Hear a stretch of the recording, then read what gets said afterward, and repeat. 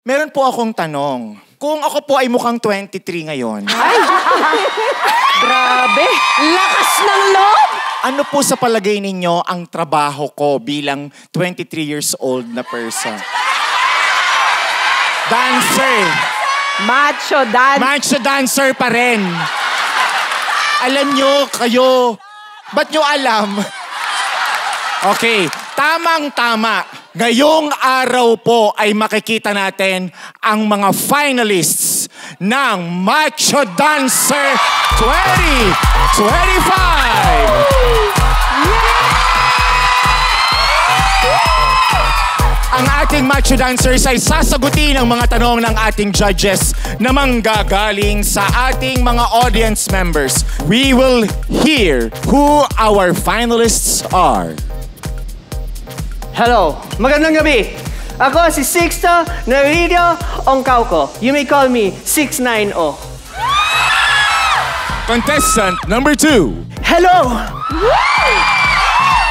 Hailing from BF Homes. Ako po si Don Don. Thank you, Don Don.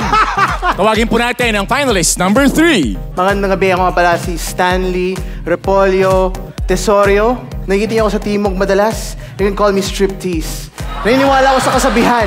Wala akong masyadong kailangan, just the tip. Bawal po magkalat sa stage. Finalist number 4. Siya nga pala. Ako si Manuel Quinito Dienzo. You can call me Mankind.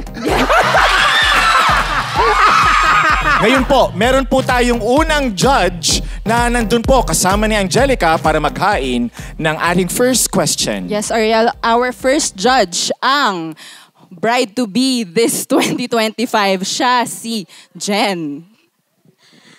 Hi, my first question is, when and how did you learn macho dancing? Thank you very much. Palakpakan natin si Jen. When and how? When and how did you learn macho dancing? Well, Miss Jen, ever since I was 17, I have always been a participant at our barangay dance numbers. And they always tell me, Hoy, nag-commercial model ka na ba? And that, I said, yes, I want to be like that. And then just gave me dancing lessons, and they gave me steps so that I can imitate a shoes. Because ang shoes, you can go inside, and it will be a perfect fit. They trained me so everybody can fit. And with that, I became the best Mexico that ever was. Thank you very much. Bondon. Actually, 2 months pa lang ako nagmamacho dancing. Natuto ako sa YouTube kasi nung sinearch ko ang Harry Roque, lumabas ang macho dancing. Sabi ko, kayang-kaya ko yan.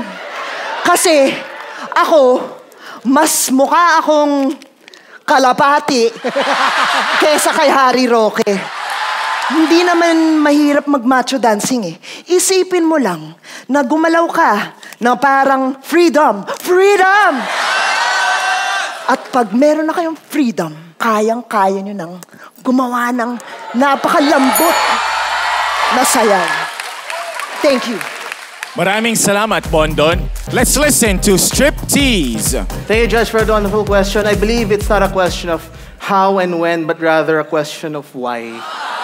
Kasi, naalala ko, binigyan ako ng aking girlfriend ng regalo ng birthday ko. Binigyan niya ako ng Ding Dong Dantes cover. Yung billboard niya dun sa bench na naka-brief lang siya. And I said, yes, I wanted to be that free. And since then, naghubad ako sa harap niya at sinabi niya, oh my God, babe, mukha kang Welcome Rotonda. Matigas, mahaba at minsan sanhi ng traffic. And ever since then, I never looked back. Why did I become a macho dancer? It's because rainbow I am for everybody to enjoy. Thank you. Maraming salamat, Striptease. Last finalist, Mankind. Maraming salamat, Judge. 2 taon na nakaraan, 4th year college ako nun. Wala na akong pambayad ng matrikula kaya kailangan ko magtrabaho. Yung kaibigan ko, nagtatrabaho siya sa Pasay. Kailangan niya lang ng pampakintab. Sabi niya, tol, kailangan namin pampakintab. Paano ba yan? Ito, bubuhusan nyo lang siya ng Jeneline Mercado.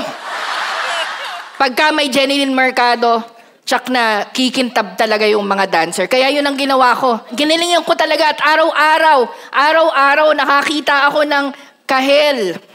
Kasi orange yung club na yun eh. Nanood ako at talagang nag-ensayo ako para magkaroon ng bakla. Kaya yun. That last word seemed to be the clincher. Talikod po tayo. Raise our numbers 1, 2, 3, and 4. Alin po ang gusto nating i-eliminate? Tatanggalin sa ating finalist. Hap and hap. Ano?